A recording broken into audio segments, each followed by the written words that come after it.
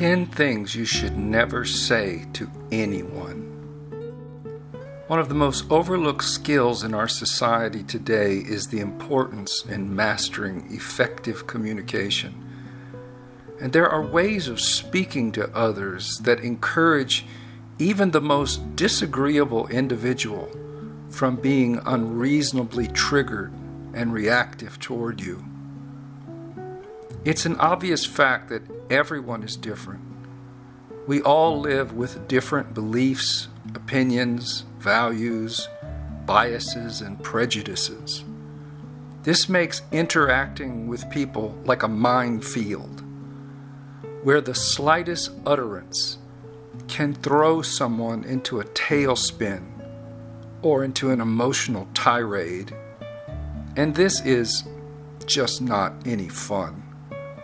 It is disharmonious, nerve-wracking, and especially true in our interpersonal relationships. I have been intrigued with what makes a person react or respond the way they do.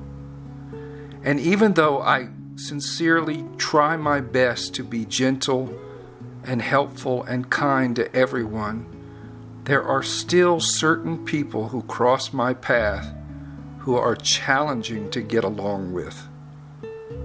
This is why I want to share with you 10 absolute things you should never say to another person. I'm sure there's many more, but here are the ones that I feel are the most important. They are the worst of the worst. Be aware of these phrases and do your best not to ever speak them. And when someone uses them on you, I'll give you suggestions on how to respond appropriately. Number 1, because that's the rule. This statement can make anyone want to rebel and throw up. If you are enforcing a rule that exists because of a good reason, then you should be prepared to explain that rule to them.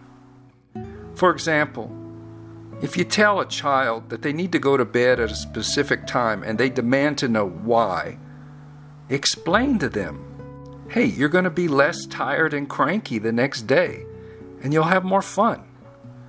Tell them you need their help in doing your job as a good parent. Hey, it's my responsibility to bring you up as a healthy and happy kid. You do your part, I'll do mine. But if you fall back on, those are the rules, they're going to judge you as an authoritarian dumbass. Like someone who's more concerned with their authority than another person's genuine welfare.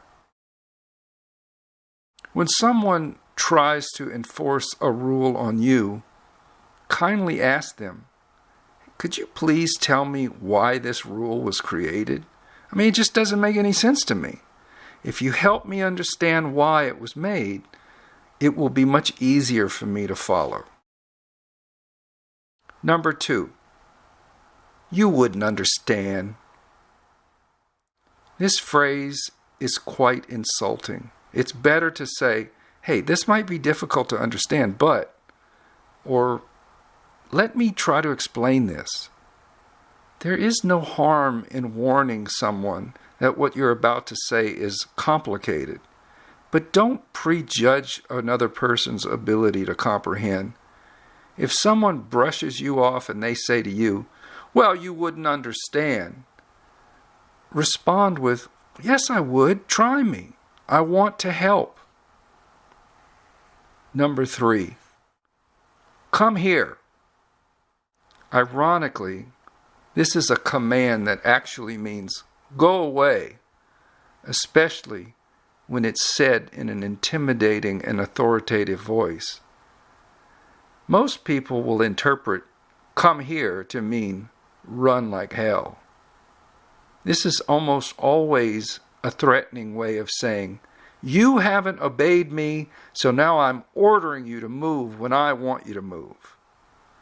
Don't ever say this unless it's done kindly and playfully. And if someone of no authority or legitimate reason is commanding you to come here, and they don't give a satisfactory answer, it's best to run. Number 4, it's none of your business. Here is the slam dunk of verbal abuse, usually said by a frustrated parent, but can also be heard among friends. This phrase flat out angers people, makes them feel rejected or like they're an outsider. But it also exposes you as someone who doesn't have a good reason for answering their question. Rather than saying, it's none of your business, gently explain why the information cannot be revealed. If it is a confidential matter, then say why. For example, well, the people involved would not want me to say anything without their knowledge or permission, and I want to honor that. You understand. Now, if someone barks at you that an issue is none of your business and you disagree, gently but firmly point out, it is my business, and here's why. Number 5. Well, what do you want me to do about it? This is usually accompanied with a tone of sarcasm and is seen as an evasion of responsibility. It's also a sign that you are exasperated. You see it in an untrained sales clerk in response to a complaint, but it's also thrown around by spouses or friends or co-workers when they're just downright exhausted.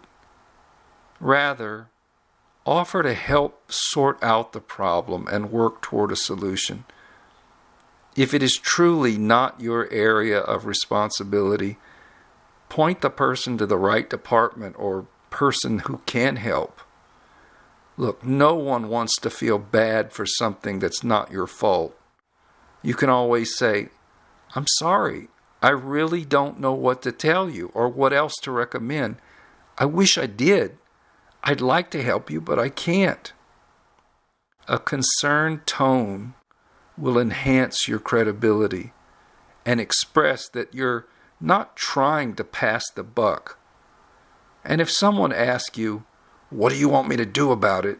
Start by explaining, I want you to listen to me and help me. Then politely explain how the person can help. Number 6. Calm down. This command flat out never works. Don't ever say it, especially when someone is worked up and frustrated. It will only make them more upset. If you've ever tried this on friends or family, you know what I'm talking about. It's a form of criticism of a person's behavior, and it implies they have no right to be upset. Instead of reassuring them that things will eventually improve, which should be your goal, now you've created a new problem. Not only is there the original problem that they were upset about, but now they need to defend their reaction to you. It's better to put on a calm face and demeanor, look the person in the eye, touch them gently if appropriate, and say, hey, it's going to be all right. Talk to me. Tell me what's the problem. But when someone barks at you to calm down, calmly say, look, I'm obviously not calm here in this situation, and there are reasons for it. So would you be willing to talk to me about them? Now that should open the door for that person to want to be helpful. But if he doesn't respond in a meaningful way, further discussion is probably unwise, and especially if you are not calm, it's best to get off the phone or leave. Number 7, what's your effing problem? This is just a snotty, useless phrase that turns the problem back on the person who is obviously already in need of your assistance. It's like implying, I'm not the problem, you're the problem. The problem with the word problem is that it makes the person feel helpless or worthless. Nobody likes to admit they have a problem. People prefer to think about solutions. When you say, "What's your problem?" it makes the other person feel as if they've already failed. It's far better to say, "What's the matter? How can I help?" Then you've opened up the dialogue for a real discussion of the issue. Now, if someone who is unenlightened says to you, "What's your problem?" respond with something like, "It's not a problem. It's just something I need to discuss." Or, "I need help working through this. Can we talk?" Number 8. You never, or you always, and then you fill in the blank. These are typical reactive generalizations that are just flat out lies. You tell someone that he never listens to you, and he will either remind you of how many times he has listened to you in the past, or he's going to be tempted to spitefully prove you right and just ignore you. It's better to turn the burden upon yourself and seek his help. Say something like, "When you're late without calling, it makes me feel as if you don't care about me or my schedule." Or how about this situation? When someone snaps at you, say, "Whenever you snap at me or get angry with me, especially when I'm attempting to be helpful, it makes me feel unappreciated and unimportant to you." Now, this response should elicit an apology or at least an explanation. But if you jump in with, "You never call," or "You always," whatever, you will more likely be reminded of the multiple times last month when he did call. If someone uses this kind of absolute phrasing on you, well, try to see his point. Say something like, "I know it seems like I never help out, because often I don't. But let's talk about it. Is that the real issue, or are you upset about something else?" Number 9. "I'm not going to say this again." This is usually an empty threat, because the thing you just said you weren't going to say again is something you will probably say again and again. This threat only traps you, because if you're really not going to repeat yourself, now you're left with only one option: action. And if you are not prepared to act, you're going to lose all credibility.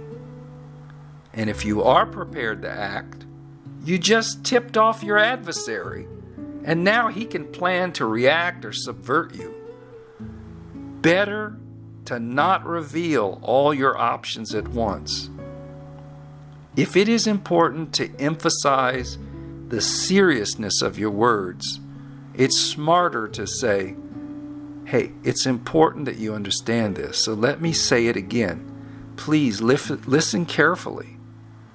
And then explain. And if someone tells you, "I'm not going to say it again," just answer them with sincerity. "Okay, I got it." It's like what the ancient martial arts masters used to say: it's best to choose your battles. And finally, number 10. "I'm doing this for your own good." Oh my God. That is guaranteed to turn anyone into a cynic. No one believes that crap. It only begs for a sarcastic comeback like, "Oh yeah, sure, I bet." If what you are doing truly is for the other person's benefit, you need to show him that. Offer reasons. Give concrete examples of how his life is going to improve because of what you are doing. And on the other hand, if someone tells you, "I'm doing this for your own good," ask for specifics. If what he says does not match your notion of what constitutes your own good, then say so. Remind the person, hey, look, no one knows better what I need than me. I'm the best judge of what is for my own good, just as you are the best judge of what is for your own good. So in summary, we must realize that there are three kinds of people in this world: the nice person, the difficult person, and the wimp. Nice people don't push back, they don't give you any problems, they easily respect your boundaries, and they leave you alone. Difficult people are just that. They're difficult. They'll quickly challenge your authority. They'll stand their ground. They are the ones, when you ask them to do something, they're going to say, "Why should I?" Realize it's the difficult people who built this country because they follow their own drumbeat. They don't comply with things that make no sense to them. You have to appreciate difficult people. When someone says, "No, that's wrong. You can't treat me like that. What gives you the right to tell me what to do?" That's when I get interested. Difficult people will look you in the eye and say, "Why do I have to do that?" And it gives me the opportunity to explain why it is in their best interest to comply.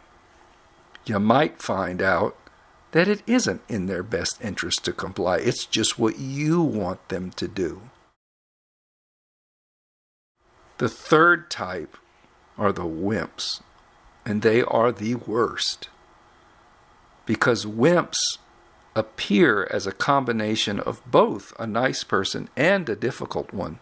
They're the ones who will immediately and to your face agree with you. They'll do what you ask, but then they're going to stab you in the back later. They're going to be the ones to report you or tell lies about you. I've been around before with these kinds of people. Backstabbers are the people who act friendly and pretend all is well with your relationship, then secretly complain about you to your boss or to your friends or to anyone who will listen. These are the people who file lawsuits and hire lawyers to do their fighting for them. If you've ever had a complainer that took you by surprise, you can bet it came from a wimp. Someone who didn't have the guts to tell you to your face that he or she had a problem with you. Generally, you can assume that you didn't handle the wimp properly when you first encountered them, or you didn't recognize the person as a wimp and see the grievance coming. Admittedly, most wimps are good at wimpdom. That makes them hard to detect. This, my friends, is a subject for another video. Until then, peace be with you.